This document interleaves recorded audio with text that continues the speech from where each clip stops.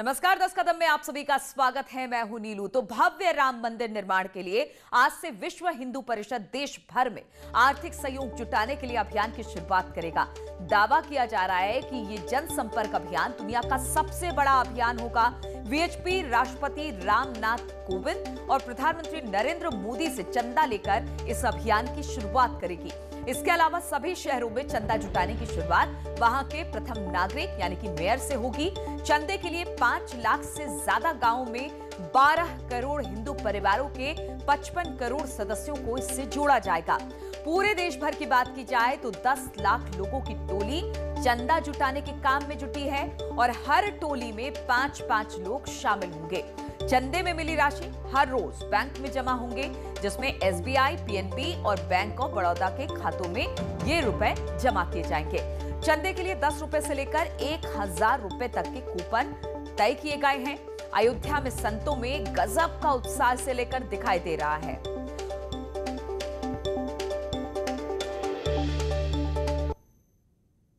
सरकारी नियमों का भी पालन करते हुए तथा बिना कोई केक काटे व लड्डू आदि बांटे हुए बहुत ही सादगी व संजीदगी से, विशेषकर कोरोना के कारण दुखी व पीड़ित चल रहे लोगों की थोड़ी बहुत मदद करने के खास उद्देश्य से इसे विभिन्न स्तर पर व पूरी तैयारी के साथ ही अपने महान संतों, गुरुओं व महापुरुषों में भी खासकर महात्मा ज्योतिराव फूले, छत्रपति शाहू जी महाराज, नारायणा गुरु, बाबा साहब डॉक्टर भीमराव अंबेडकर एवं मान्यवर श्री कांशीराम जी आदि की सर्वजन हिताय व सर्वजन सुखाय की नीतियों पर आधारित उनकी मानवतावादी सोच व मूवमेंट को ध्यान में रखकर इसको जन कल्याणकारी दिवस के रूप में ही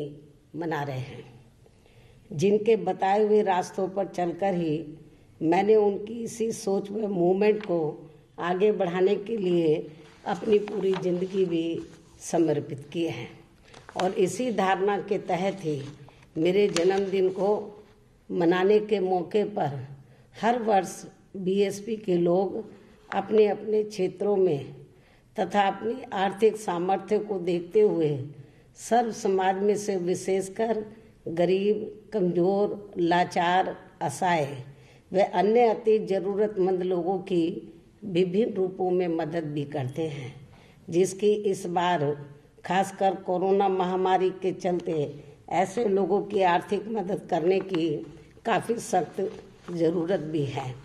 वैसे भी समाज में विशेषकर गरीब, कमजोर व उपेक्षित वर्गों के हित व कल्याण के लिए हमेशा हमारी पार्टी अति गंभीर, तत्पर, संवेदनशील, ईमानदार व संघर्षरत रहती है, जिसके मुताबिक चलकर ही बीएसपी ने यूपी में 4 बार अपने नेतृत्व में यह सरकार भी चलाई है।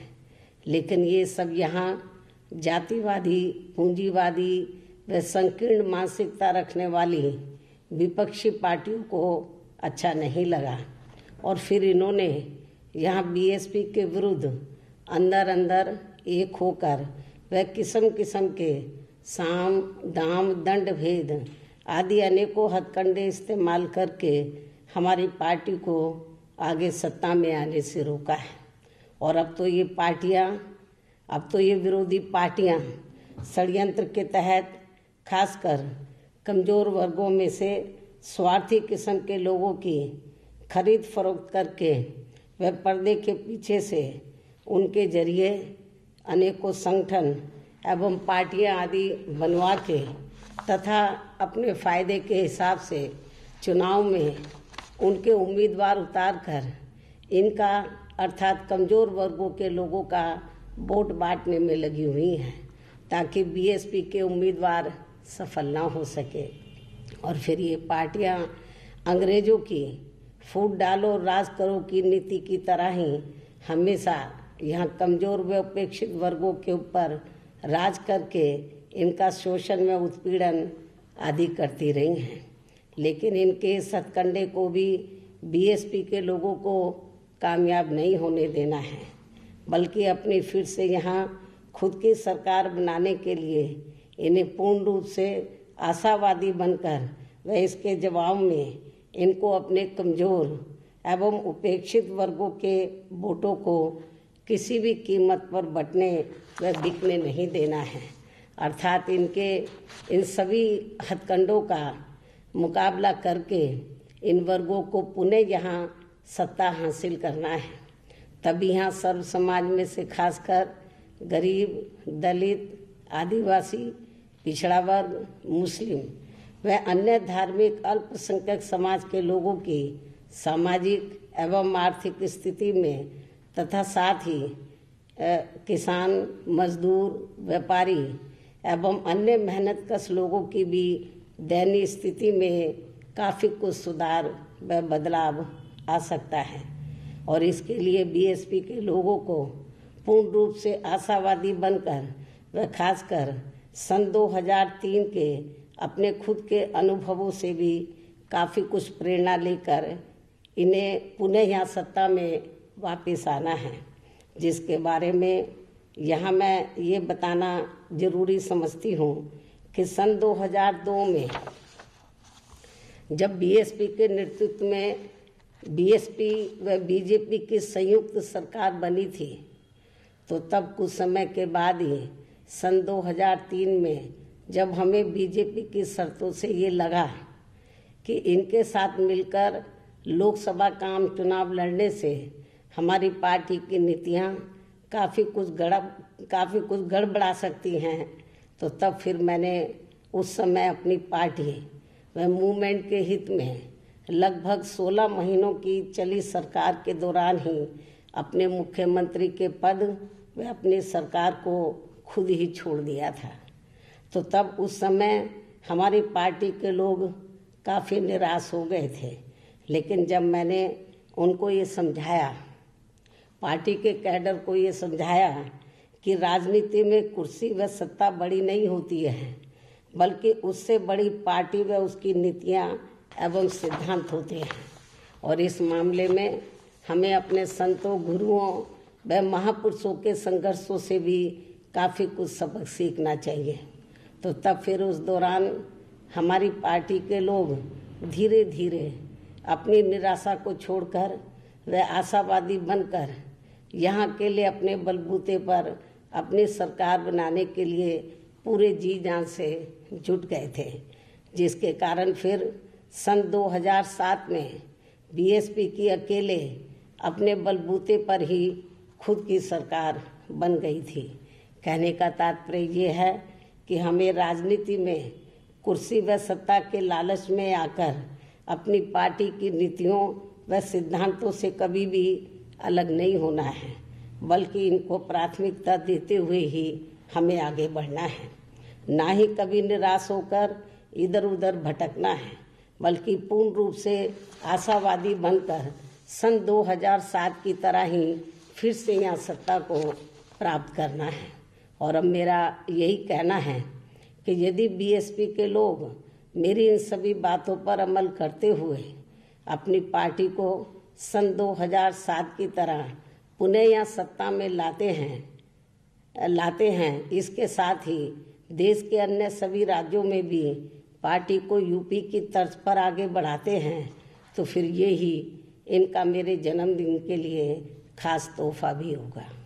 इतना ही नहीं, बल्कि आज मैं अपने जन्मदिन के खास मौके पर केंद्र सरकार से कुछ आग्रह भी करना चाहूँगी, जो ये है कि दिल्ली में किसान काफ़ी लंबे समय से अपनी मांगों को लेकर ज़बरदस्त आंदोलित है और उनकी मांगों को लेकर किसानों व केंद्र सरकार के बीच में कई बार वार्ता भी हो चुकी है, जो अभी तक नाकाम रही है और आज भी इनकी वार्ता होने वाली है, जिसको लेकर हमारी पार्टी आज पुनः ये अनुरोध करती है कि केंद्र सरकार को अब इनकी सभी मांगों को, जिसमें 3 कृषि कानून वापस लेना खास है, तो इनकी सभी मांगों को मान लेना चाहिए, तो ये बेहतर होगा, क्योंकि किसान अपने हित व अहित को अच्छी प्रकार से समझते हैं।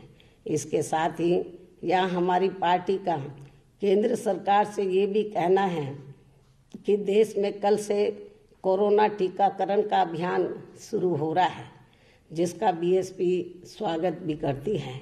लेकिन इसके साथ ही यहाँ हमारी पार्टी का ये भी विशेष अनुरोध है कि केंद्र की सरकार ये कोरोना वैक्सीन पूरे देश के आम लोगों को फ्री में ही दे तो ये उचित होगा। और यदि केंद्र की सरकार हमारे इस विशेष अनुरोध को स्वीकार नहीं करती है तो फिर ऐसी स्थिति में देश की सभी राज्य सरकारों को इन्हें ये सुविधा फ्री में ही देनी चाहिए। ये भी हमारी पार्टी का सभी राज्य सरकारों से विशेष अनुरोध भी है। और इस मामले में मैं खासकर यूपी के लोगों को एडवांस में ही आज ये भी विश्वास दिलाना चाहती हूँ कि यदि केंद्र व यूपी की वर्तमान भाजपा सरकार भी यहाँ के आम लोगों को ये सुविधा फ्री में नहीं देते हैं तो फिर इस बार यहाँ बीएसपी की सरकार बनने पर इन्हें ये सुविधा फ्री में ही दी जाएगी। किंतु फिर भी हमारी पार्टी यही चाहती है कि केंद्र की सरकार इन दोनों मामलों में अर्थात किसानों व वैक्सीन के मामले में अपना जरूर सकारात्मक रवैया अपनाए, जिसका सभी को इंतजार भी है। इसके अलावा आज मैं अपने जन्मदिन के मौके पर ये भी स्पष्ट कर देना चाहती हूँ कि कुछ ही समय के बाद उत्तर प्रदेश व उत्तराखंड स्टेट में भी एक साथ यहाँ विधानसभा के आम चुनाव होने वाले हैं। लेकिन बीएसपी अब इन दोनों राज्यों में बिहार प्रदेश की तरह व लोकसभा आम चुनाव की तरह भी यहाँ किसी भी पार्टी के साथ किसी भी प्रकार का कोई भी चुनावी समझौता आदि नहीं करेगी। अर्थात इन दोनों राज्यों में हमारी पार्टी अकेले अपने बलबूते पर ही यहाँ सभी विधानसभा की सीटों पर पूरी तैयारी व दमदारी के साथ ये चुनाव लड़ेगी तथा अपनी सरकार भी बनाएगी। वैसे ये बात भी काफ़ी हद तक विदित है कि खासकर उत्तर प्रदेश में कांग्रेस व सपा के रहे शासनकाल में तथा वर्तमान में बीजेपी के चल रहे शासनकाल में भी इनकी नीतियां एवं कार्यशैली को अब यहाँ की जनता कतई भी पसंद नहीं कर रही है। ये स्थिति हमें उत्तराखंड प्रदेश में भी देखने के लिए मिल रही है। और अब इस मामले में यहाँ की जनता बीएसपी को ही सत्ता में लाने का अपना काफ़ी कुछ मन बना चुकी है, जिसकी हमारी पार्टी को पूरी उम्मीद भी है। इन्हीं ज़रूरी बातों के साथ ही अब मैं अपने जन्मदिन के खास मौके पर मेरे खुद के द्वारा लिखित पुस्तक मेरे संघर्षमय जीवन एवं बीएसपी मूवमेंट का सफरनामा का हिंदी व अंग्रेजी संस्करण भी, जो मुख्यतः एक वर्ष के भीतर पार्टी व मूवमेंट के कार्यकलापों व संघर्षों आदि का साफ सुथरा लेखा जोखा होता है, उसे भी जारी किया जाता है। जो ये पुस्तक खासकर वर्तमान में नई पीढ़ी व आगे आने वाली पीढ़ी के लिए भी काफ़ी प्रेरणादायक साबित होगी, ताकि मान्यवर श्री कांशीराम जी की कड़ी त्याग तपस्या व कठोर मेहनत से बनी बीएसपी की अम्बेडकरवादी व मानवतावादी मूवमेंट आगे ही बढ़ती रहे। अर्थात फिर ये मूवमेंट आगे कभी भी रुके ना। और अब मैं इस पुस्तक का विमोचन करूं, लेकिन इससे पहले मैं पूरे देश भर में अपनी पार्टी के लोगों का व शुभचिंतकों का भी, जो इस बार मेरे जन्मदिन को कोरोना महामारी को विशेष ध्यान में रखकर व इसके कारण दुखी एवं पीड़ित चल रहे लोगों की मदद करने के खास उद्देश्य से इसे बहुत ही सादगी व संजीदगी से जन कल्याणकारी दिवस के रूप में मना रहे हैं, उन सभी का मैं पूरे तहे दिल से आभार प्रकट करती हूँ। साथ ही इस मौके पर भी आज मैं पुनः इन्हें नव वर्ष सन 2021 की अपनी हार्दिक शुभकामनाएं देती हूँ तथा इनके उज्जवल भविष्य की भी कामना करती हूँ। और अब मैं अपनी पुस्तक का विमोचन करती हूँ।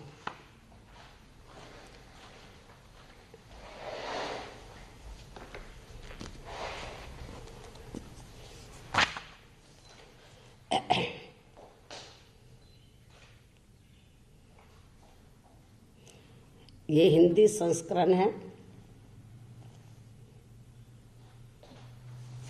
इसका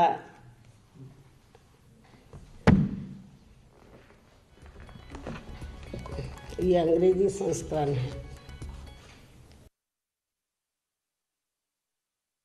बीएसपी सुप्रीमो मायावती को सुन रहे थे। अपने 65वें जन्मदिन के दिन उन्होंने बहुत सारी ऐसी बातें कही हैं। खासतौर पर उन्होंने अपने ही कार्यकर्ताओं से तोहफे के रूप में प्रदेश में और देश भर में बीएसपी को मजबूत करने की बात कही, जिताने की बात कही। इसके अलावा उन्होंने किसानों के मुद्दे पर भी केंद्र सरकार से कहा कि उनकी बातें मान लेनी चाहिए और साथ ही साथ वैक्सीनेशन को लेकर उन्होंने कहा कि अगर केंद्र सरकार तमाम लोगों को मुफ्त में वैक्सीनेशन लगाती है तो वो उनके आभारी रहेंगे। और ये तस्वीरें आप देख रहे हैं, अपनी पुस्तक का विमोचन करती हुई मायावती दिखाई दे रही हैं। हिंदी और अंग्रेजी संस्करण है और आज उनके द्वारा लिखित ये पुस्तक का विमोचन किया अपने 65वें जन्मदिन पर मायावती ने। सर्वजन हिताय।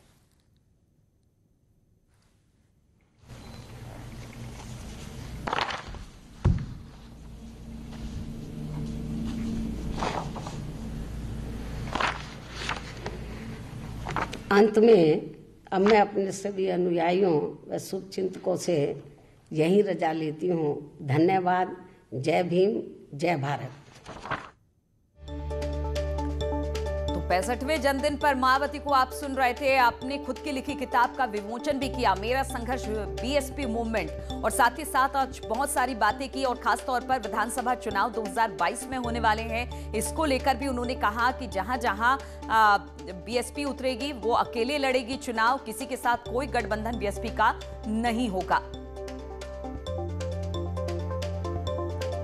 तो किसानों के मुद्दे से होकर वैक्सीनेशन तक तमाम बातें उन्होंने की। साथ ही उन्होंने कहा कि उनकी जो आइडियोलॉजी है, जो बीएसपी की आइडियोलॉजी है, वो हमेशा उस पर कायम रहेंगी और यही वजह रही कि जहां भी आइडियोलॉजी की बात बीएसपी की आई, उन्होंने किसी से गठबंधन नहीं किया और अपनी बात पर हमेशा अडिग रही। तो बहुत सारी ऐसी बातें, किसान आंदोलन, वैक्सीनेशन, उन्होंने कहा कि अगर केंद्र सरकार इसे नहीं मानती तो राज्य सरकार, और साथ ही साथ उन्होंने कहा कि अगर मेरी सरकार आती है और अगर इस पर अमल नहीं किया जाता है तो बीएसपी मुफ्त में कोरोना का वैक्सीनेशन जनता को लगाएगी। तो मायावती ने बहुत सारी बातें की हैं। 2022 का चुनाव भी है और 2022 के चुनाव को लेकर भी बीएसपी अकेले अपने दम पर चुनाव लड़ेगी, इस बात का भी जिक्र आज मायावती ने किया।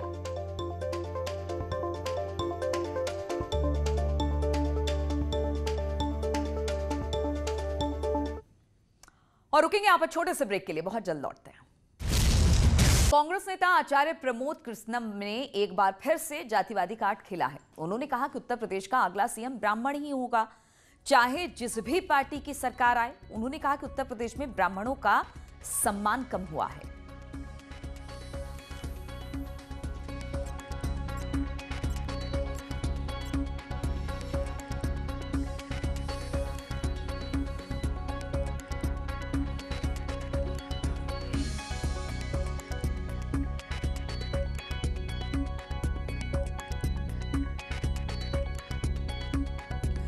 तो कल्की धाम के पीठाधीश्वर आचार्य प्रमोद कृष्णम गुरुवार को हस्तिनापुर पहुंचे, जहां उन्होंने भगवान परशुराम की मूर्ति का अनावरण किया। इस दौरान आचार्य प्रमोद कृष्णम ने 10,000 ब्राह्मणों को संबोधित भी किया। इससे पहले मेरठ से हस्तिनापुर जाते वक्त कल्की पीठाधीश्वर प्रमोद कृष्णम का लोगों ने जगह जगह स्वागत किया। उन्होंने केंद्र सरकार पर जमकर हमला बोला। जनता का जो विश्वास है वो सरकार से उठ रहा है, खासतौर से किसानों का, नौजवानों का। ये देश के लिए ठीक नहीं है। मैं भारतीय जनता पार्टी और उनकी सरकार और उनके मुखिया, देश के प्रधानमंत्री जी से ये अपील करूंगा कि नौजवानों का और किसानों का यकीन, सरकार से उठना, ये देश के लिए बहुत ही खतरनाक है। और कांग्रेस नेता आचार्य प्रमोद कृष्णम ने एक बार फिर से जातिवादी कार्ड खेला। उन्होंने कहा कि उत्तर प्रदेश का अगला सीएम ब्राह्मण ही होना चाहिए, चाहे जिस भी पार्टी की सरकार है। उन्होंने कहा कि उत्तर प्रदेश में ब्राह्मणों का सम्मान कम हुआ है। हस्तिनापुर की धरती पर ब्राह्मण और त्यागी समाज